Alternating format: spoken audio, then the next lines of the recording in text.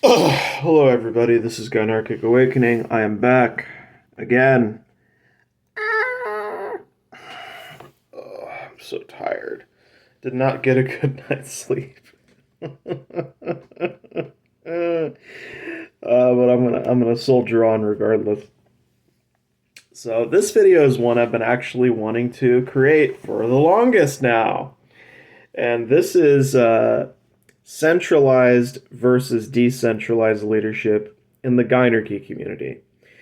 The reason why I am bringing this up is there are historical influences, there are personal experiences, and other observations that I have made that has led to the discussion of this video. And actually, to pose a question, what is actually better for the Gynarchy community overall? I'm not saying that they don't have, I'm not saying they can't coexist or complement each other. I certainly think it can, but what is going to be more useful in the long run for the community? Is it going to be centralized leadership or decentralized leadership? I leave that to you. Now, I think that when you have any discussion about centralized leadership versus decentralized, I do believe that a good place to start is to look at where the extremes of centralized leadership are present and how those fall apart. Like, for instance, when you have there are two instances of it. One of them is in the civil rights era. The other is Nazi Germany. I know, it's like, wow, two totally different groups. You know, you're talking about civil rights leaders, and you're talking about one of the worst human beings of all time. Uh, the problem with centralized leadership, when you take it to its extreme, is that it doesn't allow for a lot of, it creates inflexibility in for leaders, for generals, for people in the military hierarchy. So if you take something too far to where it has to have the approval of the leader, but nobody else can actually do anything or have power because he's paranoid that they're going to use the military to overthrow his rule, that right there is a problem, and it shows the failure of leadership that is centralized too much. Here's a good example of this, right? Let's say that you are a general, but you need to have permission for every single order. And what happens if the centralized leader, what happens if he's shot or killed, uh, or incapacitated, or he's not able to communicate to you during a critical situation where you have to make quick decisions and judgments in order to respond as those changes are coming? Obviously, there is situational leadership, and then there is long term leadership. And these two are not, and generally aren't, compatible with each other. You have to allow a general enough authority and power in order to work within that situation. He can't constantly be waiting on hand and foot for to get permission for every little thing he needs to do, because that's just impractical. And I feel like this, when we translate this to the Gynarchy community, um, I think that there is room for this kind of thing. Like, where it's great we have individuals like Viola Voltairine, and we can read and learn from the wisdom of that woman, because I don't see anybody else who's written two books on Gynarchy that have been anywhere near as complex and had as much thought put into it as that. And I know that there are dominant women who listen, but you can't base everything solely on one individual.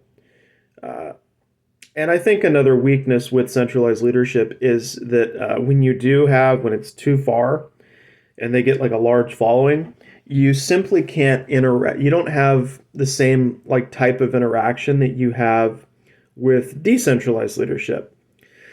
Like, you're not going to be able to interact with like the Führer or the dictator or whoever it is anytime that you want. You'd have to phone in a call. You'd have to be somebody of importance or of value in that society or in any kind of structure where leadership is so centralized. And this is also centralized leadership is very vulnerable to destroying any kind of movement.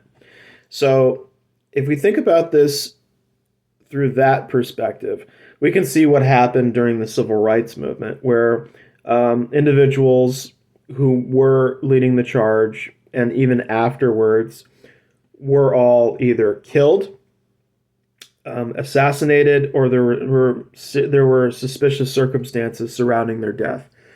And this happened over and over and over again within the civil rights movement and the aftermath of the civil rights movement.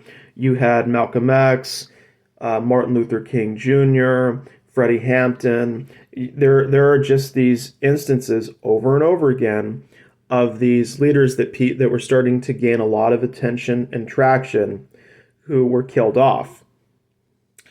And when that happens, people who invest, like, in other words, people who invest too much of their own thinking and thought process into following the leader. Well, the thing about leadership is that if you're following the leader because you don't know what to do situationally, like in the moment, and you're in constant need of guidance, that's a problem because you're no longer thinking for yourself. You're not your own leader.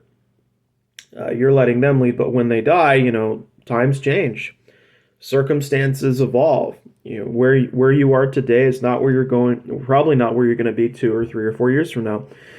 So if something is too centralized, it can kind of sap and take away the independence of thought of the individuals who are dedicated to following centralized leadership to its extreme or something near its extreme. On the other hand, there are weaknesses with decentralized leadership as well. And one of the weaknesses with that is that sometimes the leader that you're following has no interest in interacting. And this has to do with people in the Gynarchy. Sometimes you could be in an FLR with a woman. In other words, the woman is leading the relationship. She's the leader. But she might not be as educated as another woman. She might not be as interested in Gynarchy as you are. She might just want to have you around to serve her to make her life easier, which there's nothing inherently wrong with what I just said. This is just a natural function of life that the woman you're serving may not be the woman that you want to serve. In other words, the more you learn about the person, the more the walls come down. You see that, hey, well, obviously she's not the person for you. And I think that there has to be a reasonable expectation, especially in the Gynarchy community, that not every woman who leads in a relationship wants to participate in a movement. In other words, wants to cooperate with other dominant women, who wants to work with submissive men who are interested in community. Not every individual wants that. And this is kind of where decentralized leadership gets into trouble. Because if you take it too far to where no individual leader is cooperating with any other individual leader, then how can they work together? How can they cooperate in any kind of meaningful fashion to usher in progress? I don't know that they can. Of course, I could be wrong. But I think that the interesting thing about the Gynarchy community is that this may be one of the only times when having both of these leadership styles defends it from being squashed out. And that's because the Gynarchy movement is international. In other words, it's not an individual doing it, it's a bunch of people engaging in the activity. And what makes it great is that when people follow, because I've seen dominant women read Voltaire's work, so they lead in their relationship, but they also look to guidance from somebody else like her and say, okay, look, this is what she's doing. I have my thing and I'm doing, but that doesn't take away from what she's doing. and kind of having this respect for both centralized and decentralized leadership. I feel like that enriches and enhances the community because if you only take one, if you only take centralized, well, you can just, the leader could just die. Just kill the leader, then the movement could come and crash and burn. On the other hand, if you have only decentralized leadership, there's no cooperation, and there's no trajectory for a movement to go anywhere if people aren't willing to coordinate their efforts in any kind of way. But when you have both of these kinds of styles of leadership being respected, in other words, the individual leaders who are like which are the women in their relationships, whether they're polyamorous or monogamous, who lead over the men in their lives, they also happen to have political interests and are talking and conversing with the other dominant women. Likewise, you also have submissive men who, while they will let the woman lead, they also are communicating with other submissive Gynarchist men. I know because I've talked with them. So, in other words, there's a lot of communication that's been going on lately between the there's communication going on, and so we have kind of like I don't want to put it, I don't want to say it's the perfect marriage, but since we have as a community evolved to accept both centralized and decentralized leadership, in other words, we allow there's somehow both of these types of leadership are coexisting within our community without stepping on the other, which is absolutely fascinating. And I think the reason for this is because leadership within a relationship is not the same thing as what decentralized leadership normally looks like when we are applying that to a military hierarchy or a school hierarchy. In other words, where you have different individuals who have different kinds of authority, but they are exercising authority over other people within hostile situations or within tense environments where there is people being killed or abused or their lives are being put in danger. There's a lot of demand and stress that's being put on the workers and so on and so forth. That doesn't happen, or at least in general, I find that doesn't happen within the Gynarchy community because in the relationship, it's just the woman telling the man what to do and the guy doing it. It's simply a different kind of arrangement. It's also a very different kind of leadership than what you would expect when you take it into a corporation or into a different area of life. And what ends up happening is the leaders of the relationship, they're still doing their own thing, and yet at the same time they're talking and communicating with each other. The submissive men are finding each other and communicating. You're having communication between dominant women and submissive men who are not married. You have individuals like Viola who are writing books that are influencing those individuals. And I think what's important is that the dominant women who are leading the relationships are not taking centralized leadership to its extreme. And the individuals like Viola are not trying to push on the decentralized leadership to centralize itself more. In other words, there's a respect and a way in which each of these leadership styles is influencing each other. So I think that is definitely very fascinating.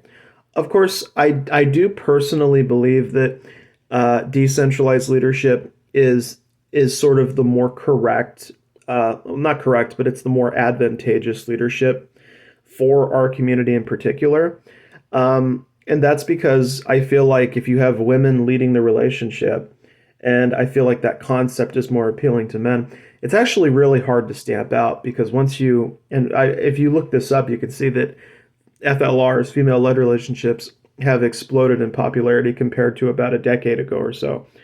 So I think that kind of style is going to be more prevalent and most likely will be more influential in the days to come. But of course, everybody has their own thoughts on it. What do you think? Do you think as time goes on it'll be more important for it to be centralized or decentralized?